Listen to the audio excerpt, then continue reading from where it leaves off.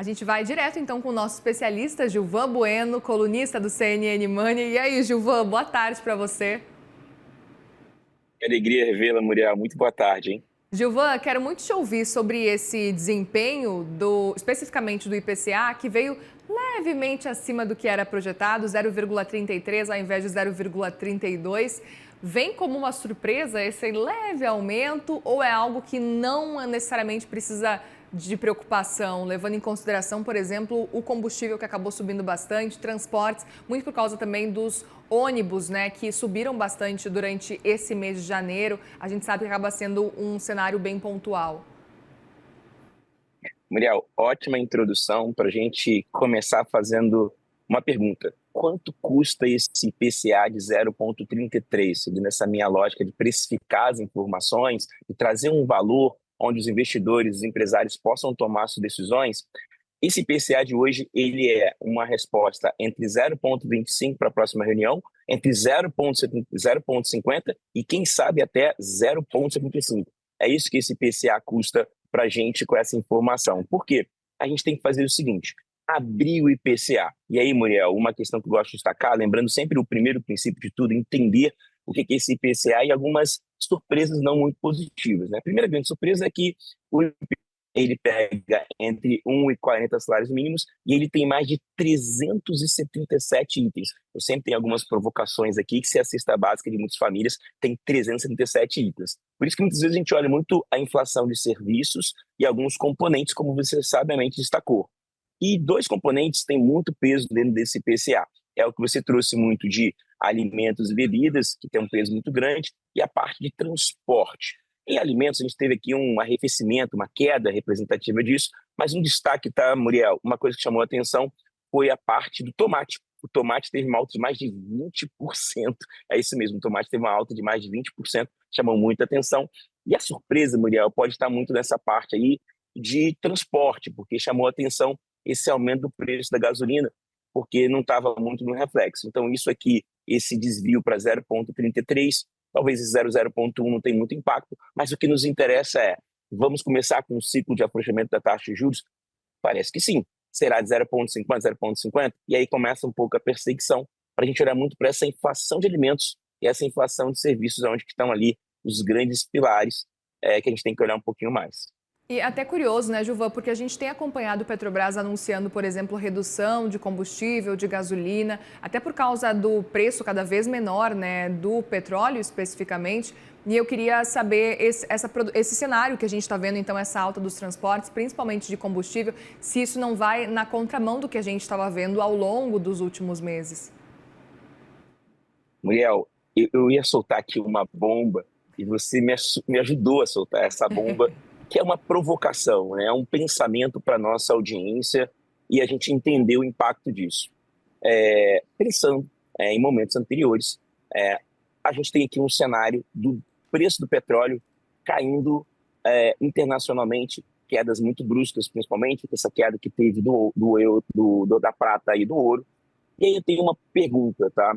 No ano eleitoral, no ano que a discussão econômica vai ser um dos grandes pilares dessa questão, será que a gente pode ter uma ingerência, por exemplo, na paridade do preço, em mais essa questão de desaceleração dos preços, alguma ingerência para forçar os preços para baixo, uma vez que um dos grandes componentes aqui desse 0,33, um pouco diferente do mercado, está dentro do petróleo, está dentro dessa parte de etanol, está dentro dessa parte de um custo de vida de muitas famílias, por exemplo, a parte de transportes públicos também, em algumas capitais teve alguma alta, e aí começa a grande pergunta. O que eu fui fazer, tá? Liguei para algumas pessoas, comecei a olhar, por exemplo, o gráfico de preços da Petrobras hoje, se você olhar a partir das 15h30, essa discussão começou a entrar no circuito, então já começa um burburinho de possíveis intervenções no preço para acelerar, por exemplo, essa questão inflacionária. Então aí a gente vai ter que depois misturar a ata do Copom, entender esse preço do petróleo caindo cada vez mais, mas a gente talvez não tenha aqui quedas muito bruscas olhando essa questão, já que começou essa discussão com algumas gestoras, com algumas casas, isso está refletido no preço e hoje, a partir das 15h30, a Petrobras começou a ter uma alta, principalmente as ações preferenciais, fecharam em 37,42. Então essa discussão já começou a ter preço no mercado, Sim, porque o mercado já começou a olhar. Talvez tenha uma ingerência política e eu quero precificar isso no preço da ação, ou vendido ou comprado, mas basicamente, quando tem essa ingerência política, as ações da Petrobras sempre têm uma desvalorização e o volume, a partir desse horário das 15h30, começou a ser um pouco diferente.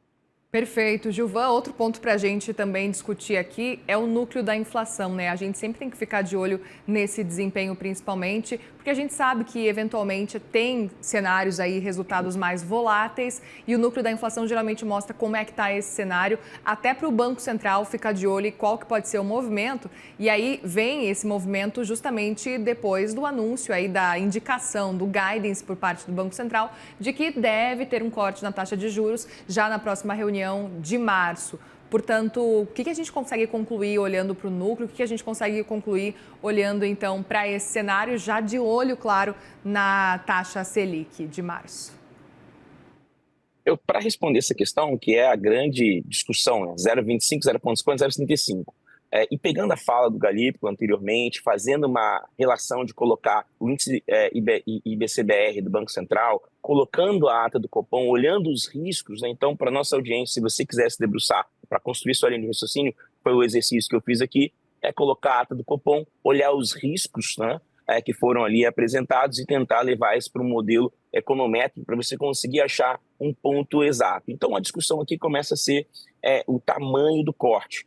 Muita gente do mercado falando de 0,50, mas tem uma grande linha que fala em 0,25 para ser um pouco mais de parcimônia. Eu sigo essa linha do 0,25 porque, olhando o comportamento, a estrutura das últimas reuniões, eu vou um pouco na contramão do mercado, olhando 0,25, porque a fala, a discussão toda nós vamos começar, mas não vai ser tão acelerado, mas tem pessoas do mercado defendendo 0,50, mas olhando o núcleo, e essa questão de transportes, que é muito sensível, isso talvez possa reforçar a ideia de 0,25, que é uma discussão que eu tenho falado com alguns gestores, e muitos gestores falando, olha, essa fala é muito calma, e aí a gente tem que olhar muito para esse 0,25. Então, o núcleo está levando muito para essa ideia de 0,25, respeitando um Banco Central cada vez mais cuidadoso para não deixar a inflação voltar. Esse é um ponto super importante, até porque a gente ouviu ontem Gabriel Galípolo falando e ele deixou claro que a inflação do jeito que está e esse guidance falando em corte de juros não é a volta da vitória. A gente ainda precisa estar dependente de dados e acompanhar o que vai acontecer. E até aproveito para te perguntar, porque agora parece que virou moda, né, entre os bancos centrais do mundo todo falar data dependent. Falar, não, todo mundo está dependendo de dados. Federal Reserve é data dependent, o BCE também é data dependent e o próprio Banco Central Brasileiro também está dependendo de dados, apesar desse guidance que ele mostrou já para março. Dados são o petróleo do mundo, então isso é super importante, essas decisões. E por que isso é tão importante, né? A gente tem aqui a prévia de crescimento econômico, de atividade, mas o Banco Central, há alguns anos, criou o seu IBCBR para ter isso uma sensibilidade. Eu sempre gosto de falar do IBCBR, é um indicador que eu gosto um pouco mais, porque ele consegue ter um termômetro dos últimos 30 dias, uma visão muito mais apurada, enquanto os outros indicadores são de 90 dias. Então, você perde um pouco disso aqui, dessa atividade econômica cada vez mais sensível.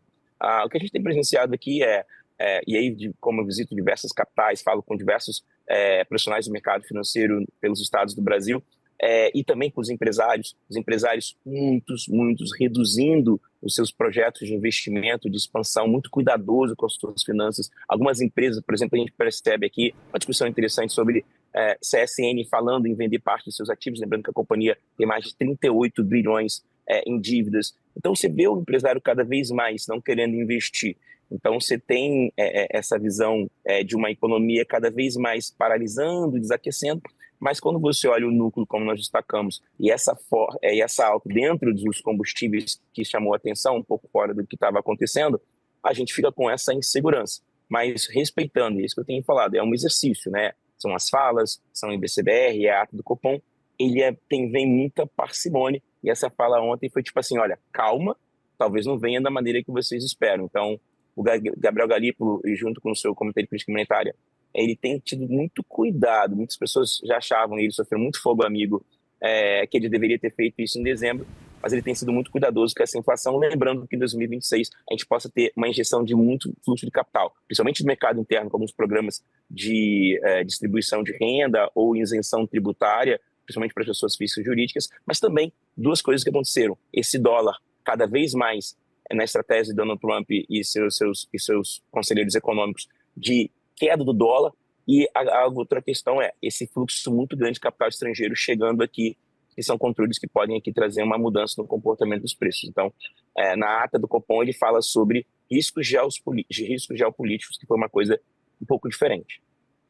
Gilvan Bueno, nosso colunista aqui do Money, obrigada, viu, mais uma vez. Um bom restinho de dia para você, um bom trabalho. Para você, nossa audiência, uma alegria revê-la. Obrigada.